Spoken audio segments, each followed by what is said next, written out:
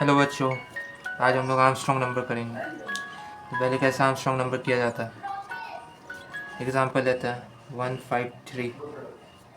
तो 153 is Armstrong number. मतलब कि अगर 153 को हम लोग डिवाइड करेंगे 3 पार्ट में, और फिर इसके हर एक डिजिट को 3 बार मल्टीप्लाई करेंगे, मतलब कि 1 to the power 3 plus 5 to the power 3 plus 3 to the power 3, तब जाके जो नंबर आएगा अगर वो ओरिजिनल नंबर से इक्वल होता है तो उसको आर्मस्ट्रॉन्ग नंबर बोलेंगे। जैसे 1 का क्यूब प्लस 5 का क्यूब प्लस 3 का cube is equal to 153। That is Armstrong number. मेरा हैंड राइटिंग थोड़ा ख़राब है तो उसके लिए खेद है। तो दिस इज़ इट। अब इसका लॉजिक पार्ट जान लेते हैं, क्यों होता है, कैसे होता है, और कैसे इसको हम लोग कंप्यूटर की भाषा में लिखेंगे, जो कि आज हम लोग का जावा है। तो पहले तो हम लोग को ये नंबर को अलग करना पड़ेगा, ए 1 बाई 1। ठीक है, तो ये कैसे होगा? अभी तो हम लोग एज अ ह्यूमन हम लोग ये कर पा रहे हैं, ठीक है, मैनुअली अपने आप से। मगर कंप्यूटर तो ऐसा नहीं कर पाएगा। उसको तो समझाना पड़ेगा कि एक एक नंबर को हम लोग को डिवाइड करना पड़ेगा। उसके बाद उस नंबर का हर एक नंबर का क्यूब निकाल कर फिर उसको उसका समेशन करना पड़ेगा। मैंने सब कुछ को सब डिजिट को ऐड करना पड़ेगा, तब जाके जो नंबर आएगा अगर वो ओरिजिनल नंबर के साथ इक्वल है तो तभी हम उन लोगों को उसको आर्मस्ट्रॉन्ग नंबर बोलेंगे। तो ये कंप्यूटर की भाषा में कैसे होगा? तो अगर इसको कंप्यूटर की भाषा में बोले तो समझ लो कि इसी को पकड़ लेते हैं 153। ठीक है, अब 153 है तो समझ लो अगर 153 है तो इसको अलग कैसे करें पहले। ठीक है, हर एक नंबर को अलग कैसे करें। तो अगर मैं लॉजिक से चलूँ, ठीक है, मैथमेटिकल लॉजिक से पहले करता है। ठीक है, अगर बाई चांस मैं इस नंबर को 10 से डिवाइड करता हूँ, ठीक है, तो यहाँ पर हम लोग छोटा सा एक रफ कॉलम बना लेंगे। ठीक है, रफ। ठीक है, तो अब इस 153 नंबर को 10 से अपन डिवाइड करते हैं। ठीक है, तो 10 से डिवाइड करने में हमें पता चल रहा है कि अगर इसको हम लोग 1 लें, ठीक है, तो 10 1 जो 1, ठीक है, 5 आ गया, 53 हुआ। ठीक है, एक नंबर यहाँ पर आ गया, नॉर्मल डिवीजन जिसको बोलते हैं। फिर 5 लें, ठीक है, तो 10 5 जो 50। ठीक है, अब 3 आ गया। ठीक है, तो अपन ये इसको हम लोग बोलते हैं कोशेंट, सिंपल भाषा में, और इसको हम लोग बोलते हैं रिमाइंडर।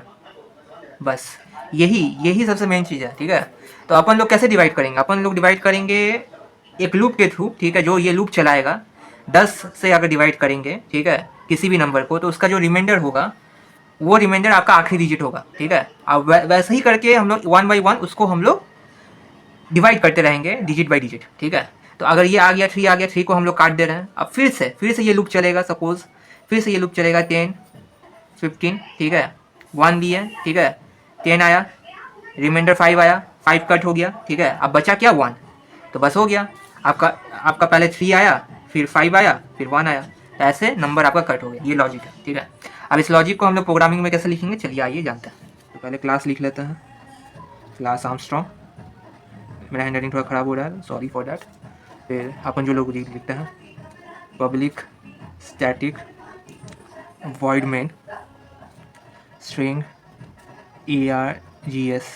इसको ना लिख के मैं यहाँ पर इंट एन भी कर सकता था, वो आपका मर्जी है, आप यहाँ पर आर्गूमेंट पास करवा सकते हैं। ठीक है, तो अपन लोग इंट एन ले लेते हैं इक्वल टू 153 फॉर कन्वीनियंस। ठीक है, अब यहाँ पर जो हम लोग लॉजिक को देख रहे थे कि रिमाइंडर को अलग करना है। ठीक है, मेन बात ये है। तो रिमाइंडर को अलग करना, तो रिमाइंडर के लिए एक वैल्यू लेना बहुत ज़रूरी है। तो हम लोग रिमाइंडर को आर मान लेते हैं, तो इंट आर इक्वल टू 0, जो कि इनिशलाइज कर लिया हम लोगों ने। ठीक है, फिर हम लोग एक इंट एस लेंगे इनका समेशन के लिए। ठीक है, जो कि इक्वल टू 0 फिर से इंट एस इक्वल टू 0। ठीक है, अब कुछ नहीं करना है, अब हम लोग को लूप यूज़ करना है, सिंपल सा चीज़ एकदम।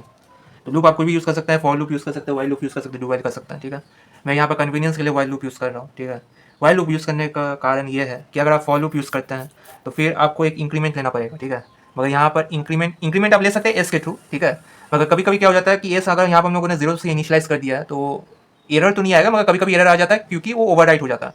तो ये स्पेसिफिक प्रोग्राम्स के लिए, जिसमें आर्मस्ट्रॉन्ग हो गया, या अगर प्राइम नंबर निकालो, कोई भी नंबर हो गया, या कहीं ऐसा कहीं प्रॉब्लम आ गया कि हम लोग को डिजिट मैंने कि एक नंबर को डिजिट बाई डिजिट अलग करना है, तो while loop is the perfect choice. So we will choose the while loop. तो क्या लिखेंगे अपन लोग, while n is greater than zero, ठीक है, या n is not equal to zero, कुछ भी आप लिख सकते हैं, ठीक है। मतलब कि एन ग्रेटर देन ज़ीरो का मतलब यहाँ पर क्यों है कि हम लोग का मकसद, हम लोग का मिशन क्या है कि ये जो 153 है इसको तब तक तोड़ना है, इस नंबर को, जब तक ये नंबर पूरी तरह से मैंने कि पूरी तरह से अलग नहीं हो जाता, मैंने जब तक इसका आखिरी डिजिट हम लोग को नहीं मिल जाता, ठीक है। तो जब आखिरी डिजिट मिल जाएगा तो इसका मतलब कि वो ग्रेटर देन जीरो नहीं होगा, इक्वल टू जीरो हो जाएगा, तो वहीं पर लूप आपका ब्रेक हो जाएगा, ठीक है। So this is it. अब यहाँ पे क्या हम लोग लगाएंगे, r equal to n by 10, simple as that, जो कि हम लोग ने यहाँ पर पहले किया था। सिंपल है, आर का जो होगा, ये जो होगा आपका नंबर होगा वो डिवाइडेड बाई 10 होगा, तो यहाँ से हम लोग को आर का वैल्यू मिल जाएगा। अब हम लोग एस को लेंगे, ठीक है, कुछ नहीं करना है, एस लेंगे फिर से, क्योंकि समेशन हो रहा है ना, एक एक डिजिट का समेशन हो रहा है, s plus r into r, as simple as that. मैंने कि अगर अगर अगर इस लॉजिक से चला जाए तो 153 है, तो पहले 3 अलग हुआ, तो 3 का समय 3 का क्यूब होगा, ठीक है, जो कि एस में स्टोर होगा, ठीक है। फिर से वो नंबर जाएगा 15 जाएगा, ठीक है, फिर से वो नंबर आपका 5 आएगा, 5 अब क्या होगा, 5 प्लस जो 3 का क्यूब का हम लोग का लिया था वो साथ में ऐड होगा, और ऐसे ही करके 1 का भी होगा, ठीक है। अब क्या,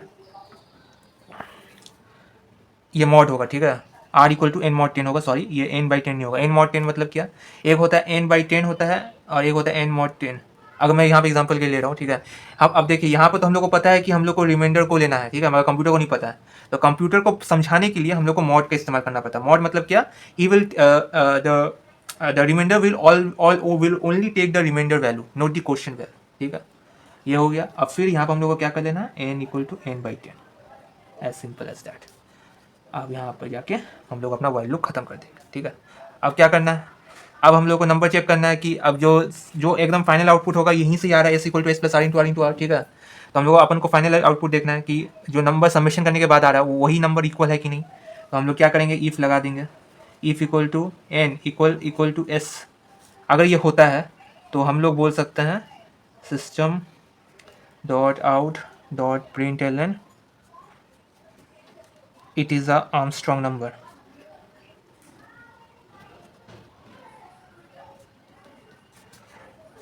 सॉरी यहाँ पर हम ये लगा दिए हैं, ब्रैकेट आप लगा सकते हैं मगर लगाने की ज़रूरत नहीं है, एल्स यही चीज़ मैं ये कर रहा हूँ, ठीक है, फॉर टाइम कंजम्पशन, मैंने तो टाइम का थोड़ा सा सेव होना चाहिए, it is not a Armstrong number, it is not a Armstrong number, okay. Simple सा लॉजिक है एकदम, इसमें कोई माथा का कोई कुछ लगाने की ज़रूरत नहीं है, ठीक है। आई होप आपको समझ में आ गया होगा। अब हम लोग इसको बंद कर देते हैं, इस प्रोग्राम को, जो कि यहाँ से बंद हो रहा है, ये जो ब्रैकेट आपका पब्लिक का है और ये जो ब्रैकेट है आपका क्लास का, ठीक है। सो आई होप कि आपको ये समझ में आया हो, ठीक है। अगर आपको समझ में आया हो तो प्लीज़ सब्सक्राइब और लाइक कर दीजिएगा, और ऐसे ही वीडियोज़ आती रहेंगी। तो बाय।